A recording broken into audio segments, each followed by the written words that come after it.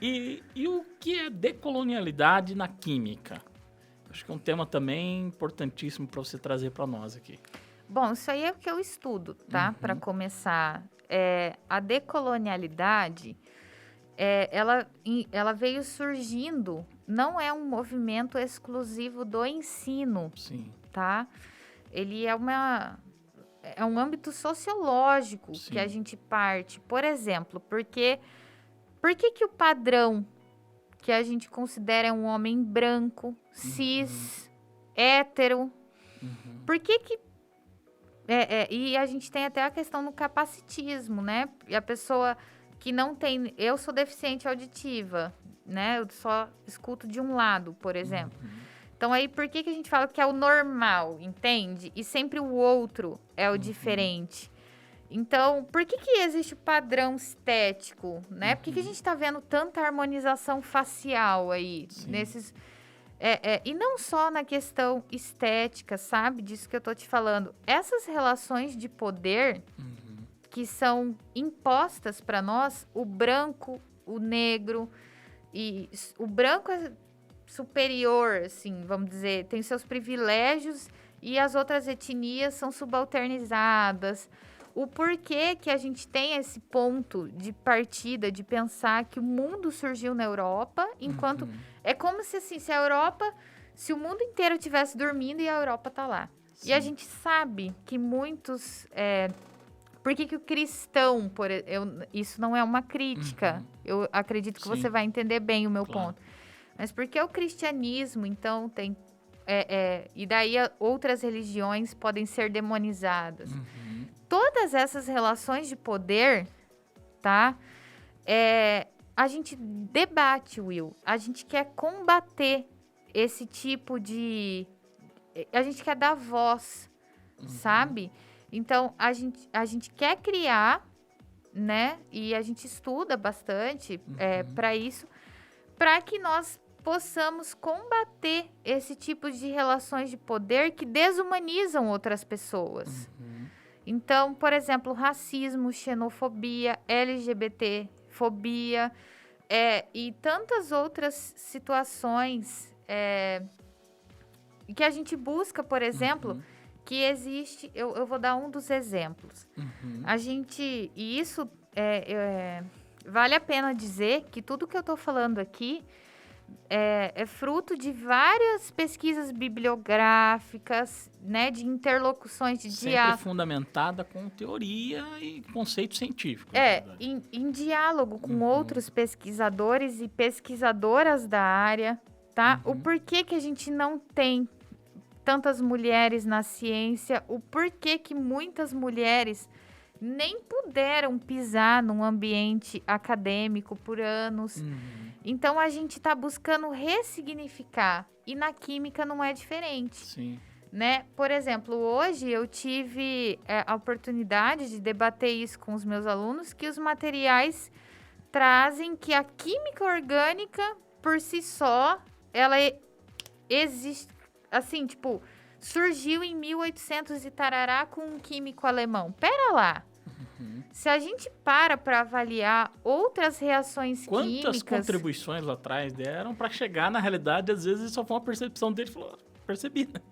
Então assim, e aí nossa, tem muita coisa. Por É. exemplo, muitos papiros, Uhum. tá?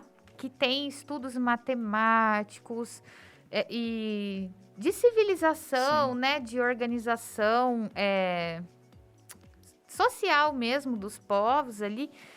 E aí, quando os escavadores foram lá, e aí, agora eu achei, então eu vou botar meu nome, né? Então, a gente Tendo luta. fama alheia.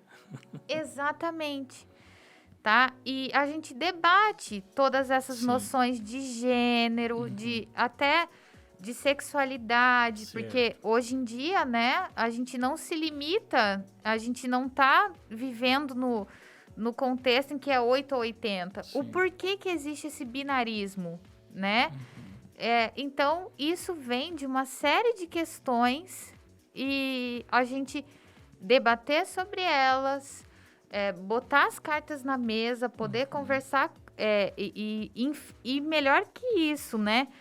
Nós criarmos estratégias para combater esse tipo de coisa, isso é decolonialidade. Uhum. Então, a gente discute, por exemplo, assim, que tem tanta coisa. Vai passando pela cabeça. Vai passando pela cabeça. Quem tem muito conteúdo é assim mesmo. Mas assim, então, por exemplo, existe uma lei, eu não sei se você sabe, mas que regulamenta que agora todos os níveis de ensino devem contemplar as relações étnico-raciais. Uhum. Tá? Então, não é pra gente falar que só no 21 de abril é dia do índio, ou só em novembro a consciência negra. A gente trazer que os saberes ancestrais, sabe? Que outras pessoas também tiveram voz e isso também é ciência. Então, é isso, sabe? Dentro da própria saúde, né? Você imagina povos aí, quantas contribuições, né? Indígenas e tudo mais deram para a sociedade, né? E às vezes tudo esquecido, né? Então é importante trazer isso. Referenciando até uma colega se tornou amiga também desses encontros virtuais aí que a gente tem. A professora Bárbara Carini da UFBA, ela lançou um livro, chama História Preta das Coisas. Olha só. 50 invenções científico-tecnológicas feitas por pessoas negras. E ela traz, por exemplo, a trava do elevador. O dispositivo da trava do elevador foi uma pessoa negra que inventou. Que legal. A Pfizer, de novo, quem liderou os estudos dessa vacina contra o Covid-19 foi um médico nigeriano.